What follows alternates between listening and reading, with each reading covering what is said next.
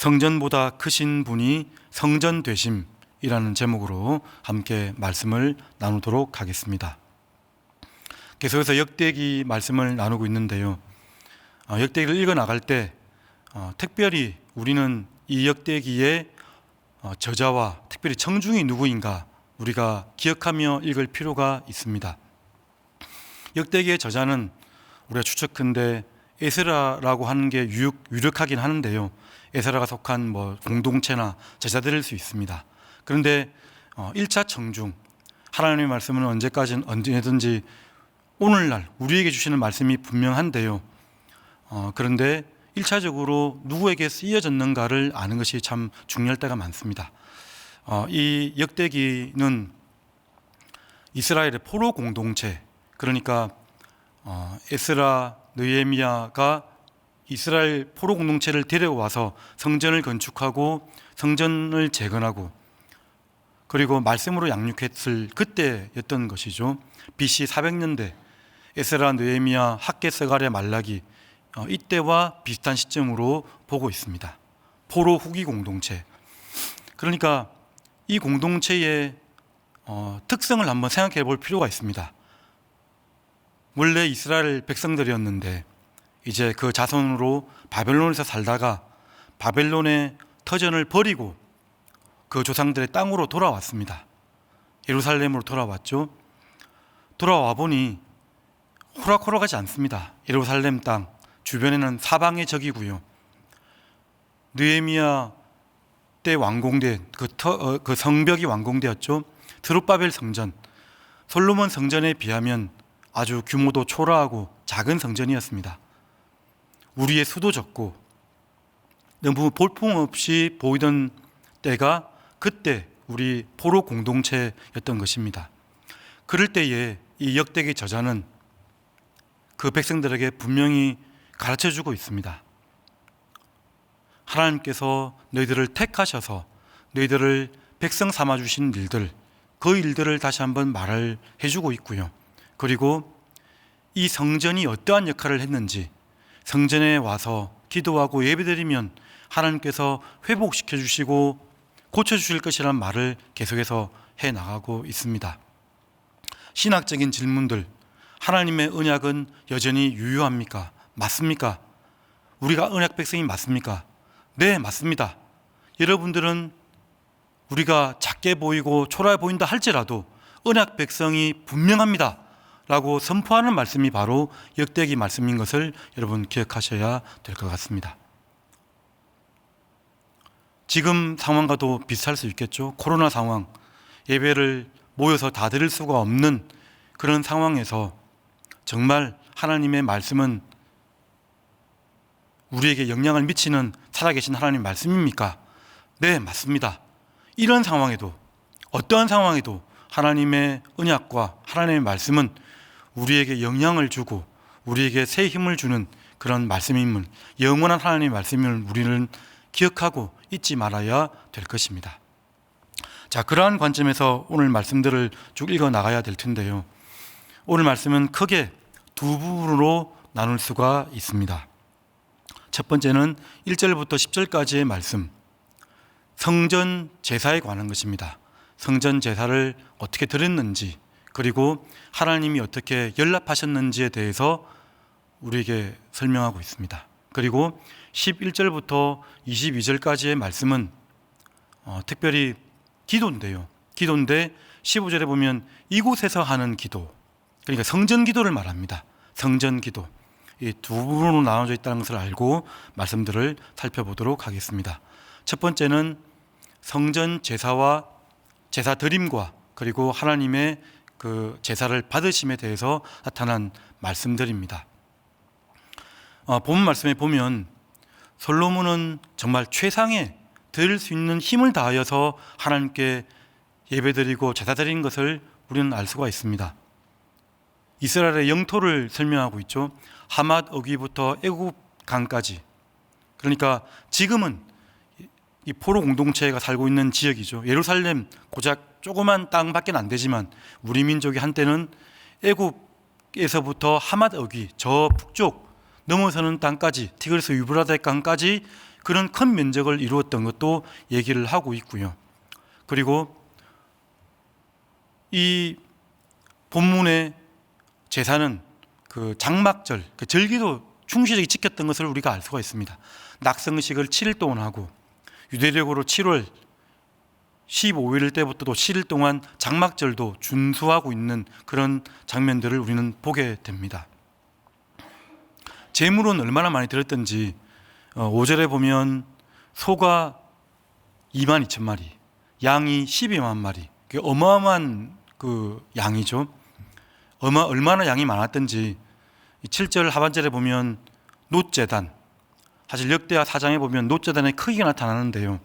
놋제단이 20규빗쯤 된다고 합니다. 그러면 놋제단이 지름으로 한 9m 정도 되는 거거든요. 솔로몬 성전의 놋제단은 적지도 않았는데 그 놋제단으로도 모든 재물을 다 용납할 수 없음이더라, 그런 말씀을 하고 있습니다. 양적으로도 많이 드렸을 뿐만 아니라 질적으로도 충실하게 드렸습니다. 이 7절 말씀에 보면 화목제물, 또 번제물, 그리고 그 기름을 드렸다. 이 기름을 드렸다는 것은 제물을 아주 성별해서 구분해서 충실하게 드렸던 것을 표시하는 그런 표현이라고 할 수 있습니다. 창세기 4장에 보면 아벨은 그의 첫 새끼와 기름을 드렸더니, 하나님께 최상의 예배를 드린 아벨을 그렇게 표현했지 않습니까? 그러니까 오늘 본문에서 나타나는 이 예배는 얼마나 마음을 다해서 뜻을 다해서 드렸는지, 그리고 저는 특별히 이 역대기를 읽으면서 솔로몬 성전 완공을 보면서 우리가 놓치지 말아야 될 내용이 있는데요. 오늘 6절에도 나타납니다. 그 중반절에 보면 다윗의 헌신이 나타나요. 다윗의 헌신. 다윗은 솔로몬이 성전을 완공할 수 있도록 모든 것을 다 준비해 놓은 사람이었습니다. 재료들 뿐만 아니라 특별히 오늘 본문 말씀에는 무엇을 준비했냐면 악기를 준비했고요, 찬양대를 준비했습니다. 6절 중반을 보십시오. 그 준비한 목적이 감사하게 하려고 감사를 위해서 장대를 준비했던 것이죠.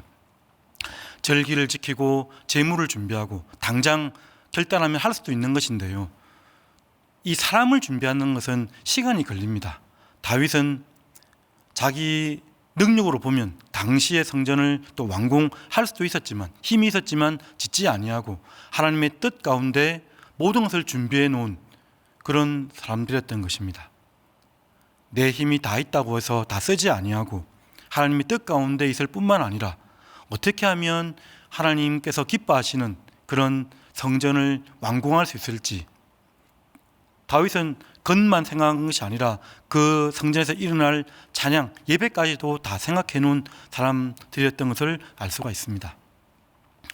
여러분, 한 주간 후에 추수감사주일이 되는데 한 주간 잘 준비하셔서 이 다윗처럼 솔로몬처럼 최상의 예배와 감사를 드리는 그러한 성도님들이 되시기를 간절히 바랍니다. 자, 이렇게 많은 드림과 헌신이 있음에도 불구하고 하나님은 이 성전 제사보다, 성전보다 더 크심을 오늘 본문에서 보게 됩니다. 1절에 보면 예배를 드리고 나서, 제물을 드리고 나서 하나님의 불이 내려왔다라고 설명을 하고 있습니다. 불은 어떤 것을 상징하고 있습니까? 불은 하나님의 정결을, 하나님의 거룩하신 성품을 상징합니다. 다 불살라버리죠. 태워버립니다. 태워버림으로 말미암아서 하나님의 능력을 상징하기도 합니다. 그러니까 이 불이 임했다는 것은 하나님의 임재를 나타나는 것이죠. 예배 때에는 언제든지 이렇게 하나님의 임재가 있어야 됩니다. 하나님께서 만나주시지 않으면 그 예배는 아무런 의미가 없는 예배일 수도 있는 것이죠. 하나님의 임재를 사모하는, 하나님께서 임재하셔서 나타나실 뿐만 아니라 2절에 보면 뭐라고 나와 있습니까? 성전에 제사장이 능히 들어갈 수 없었다라고 이렇게 말씀을 하고 있습니다. 지성소가 있고 성소가 있으면 지성소에는 대제사장이 들어간다고 하면 성소에는 제사장이 들어가서 또 예배의 일들을 감당하지 않습니까? 그런데 들어가도록 되어 있는 제사장조차 하나님의 그 권능과 위엄에 압도하여서 감히 들어갈 수 없었다, 라고 설명을 합니다. 하나님은 성전보다 크신 분입니다. 하나님 앞에 우리가 어떻게 설 수가 있겠습니까? 우리가 어떤 자격으로 하나님 앞에 나올 수 있겠습니까? 자, 그런데 그러면 하나님 앞에 나아갈 때의 합당한 반응 무엇이라고 소개합니까? 여기 보면 3절에 보면 그렇게 나와 있습니다. 3절 중반절에 성전 위에 있는 것을 보고 돌을 깐 땅에 엎드려 경배하며. 엎드린다는 말은 그냥 무릎 꿇는다 정도가 아니고요, 그냥 손을 펴서 그냥 땅에 바짝 엎어지는 모습을 나타내는 것입니다. 하나님을 제대로 만나면 이렇게 엎어질 수밖에 없는 그런 모습이 되는 것이죠. 우리가 지금 이렇게 예배 드리는 것이 얼마나 또 하나님의 은혜인지 모르겠습니다.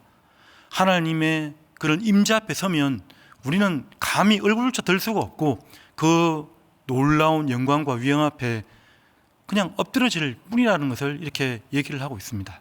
그 얘기를 하고 있는 것입니다.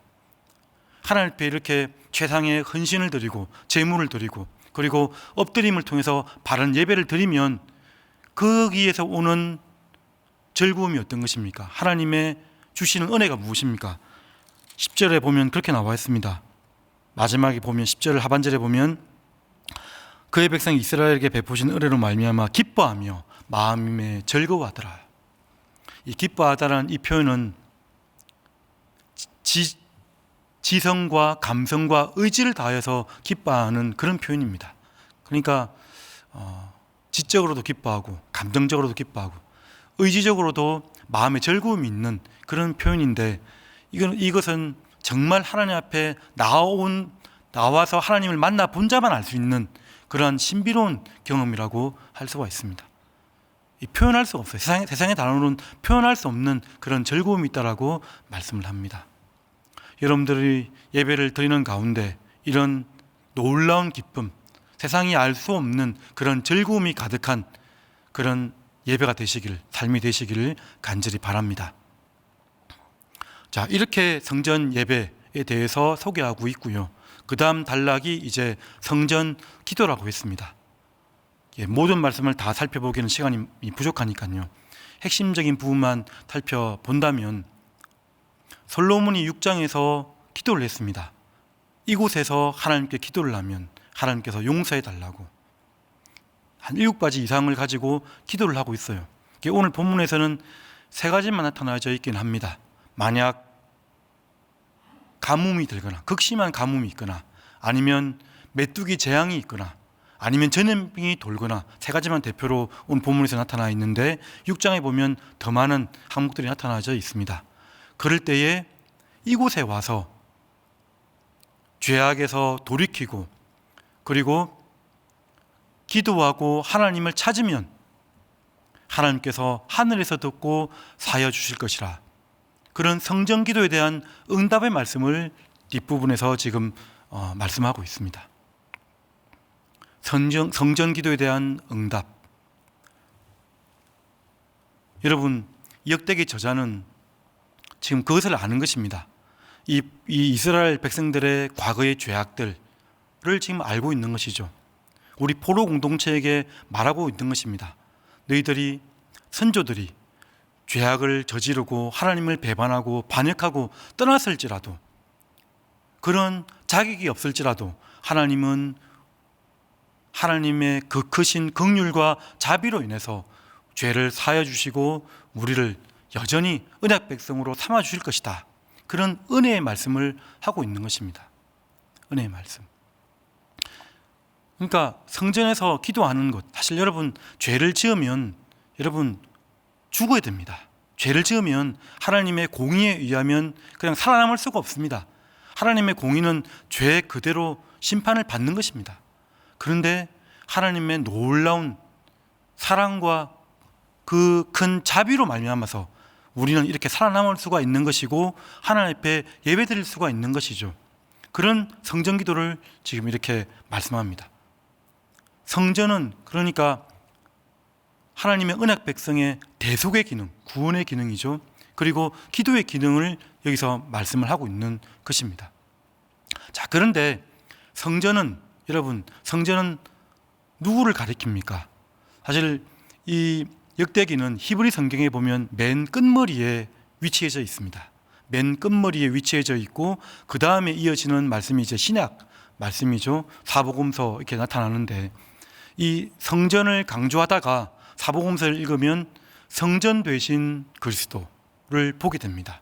요한복음 2장 19절에서 21절 말씀 제가 읽어드리겠습니다. 예수께서 대답하여 이르시되 너희가 이 성전을 헐라 내가 사흘 동안에 일으키리라. 유대인들이 이르되 이 성전은 46년 동안에 지었거늘 네가 3일 동안에 일으키겠느냐 하더라. 그러나 예수는 성전된 자기 육체를 가리켜 말씀하신 것이라. 성전된 자기 육체, 당시에는 제 아들도 이 하나님의 예수님 말씀이 무엇인지 몰랐다가 나중에 예수님이 부활하신 이후에야 이 성전이 바로 예수 그리스도의 몸을 가리키는 것이구나. 어제 설교에도 인용된 말씀이 있습니다. 요한계시록 21장 말씀 다 같이 읽겠습니다. 시작. 성 안에서 내가 성전을 보지 못하였으니 이는 주 하나님 곧 전능하신 이와 및 어린 양이 그 성전이심이라. 계시록에 보면 성전에 가니까 성전을 볼 수가 없다. 좀 아이러니한 말이죠. 근데 그 어린 양이 바로 성전 되신다는 말씀을 직접적으로 가르쳐주고 있습니다. 그러니까 이 성전의 기능은, 성전은 바로 예수 그리스도를 나타내는 모형이자 그림자라는 것을 우리가 역대기를 보면서도 읽어나가야 됩니다. 성전에서 기도하면 하늘에서 하나님이 듣고 사하여 주시는 것처럼 내 이름으로 부르는 자를 내가 나의 시선과 마음을 떠나지 않겠다고 하신 것처럼 예수 그리스도의 이름으로 나와서 죄악에서 돌이키고 하나님을 구하고 찾기만 하면 하나님께서 듣고 응답해 주시겠다는 말씀이 오늘 말씀이라고 할 수 있는 것입니다. 예수 그리스도께서는 자신의 몸과 자신의 사역과 인격을 통해서 성전이 기능하는 모든 것을 다 이루셨습니다. 그리고 예수님이 부활승천하신 이후에 하나님의 백성들에게 성령의 임재를 말씀하시지 않았습니까? 그래서 고린도전서 3장 16절 말씀에 보면 너희가 하나님의 성전된 것과 하나님의 성령이 너희 안에 계신 것을 너희가 알지 못하느냐라고 하신 말씀이 나타납니다. 예수 그리스도의 이름으로 살아가는 사람들, 그 사람들은 그 안에 무엇이 있는 것이죠? 하나님의 영이신 예수 그리스도의 영이 우리 안에 있다는 것입니다. 예수 그리스도의 영이 우리 안에 있기만 하면 어떻게 되는 것이죠? 우리가 바로 성전이 되는 것입니다. 하나님은 우리의 값어치를 예수짜리, 그러니까 예수 그리스도만큼의 값어치로 우리를 바라보고 있다는 것을 우리가 잊지 말아야 될 것입니다. 그래서 더더욱 하나님 앞에 선자로서 그리스도인으로서 행동 하나, 말 하나 조심하면서 하나님 앞에 선자로서 살아가는 것이 마땅한 것이 되어야 될 것입니다. 지난주에 우리 전사님들이 참 좋은 은혜의 말씀들 잘 해주셨는데요. 그때마다 그런 말씀을 했습니다. 성전마다 연결되어지고 이어지고 우리가 좋은 교회가 되어가자. 이게 맞습니다. 예수 그리스도를 우리가 섬기고 있는 자들이라고 하면, 예수 그리스도의 이름으로 살아가는 자들이라고 하면 우리가 성전되어져서 에베소서 2장 하반절에 있는 것처럼 성전마다 연결되고 지어져서 날마다 교회로 지어져 가느니라. 우리는 계속해서 지어져 가는 교회라는 것을, 성전 공동체라는 것을 늘 기억하고 살아가야 될 것입니다.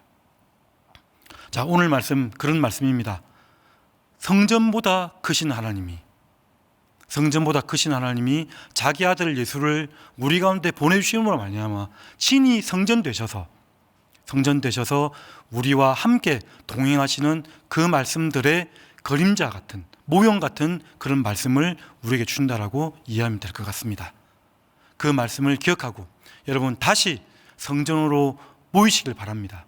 다시 그리스도 안으로 우리가 모여야 될 것 같습니다. 성전에 와서 기도하고 그리스도의 이름으로 기도하고, 그리하여서 날마다 하나님의 공급하시는 은혜가 끊기지 않는 그런 샘솟는 그런 은혜의 강물이 되시길, 그런 은혜의 홍수를 우리가 경험하길 그런 사람들이 되기를 간절히 바랍니다. 이 시간 기도할 때에 성전 되신 그리스도가 우리 안에 계십니다. 그리스도의 이름으로 부르짖는 자들 하늘에서 듣고 응답하신다고 말씀하셨습니다. 그리스도의 이름으로 기도하시고 또 교회를 위해서 기도하시고 감사하며 또 하루 나아가도록 하겠습니다. 기도하겠습니다. 은혜로우신 하나님 아버지, 오늘 이렇게 성전 되신 그리스도에 대해서 우리가 보게 하신 것을 감사드립니다.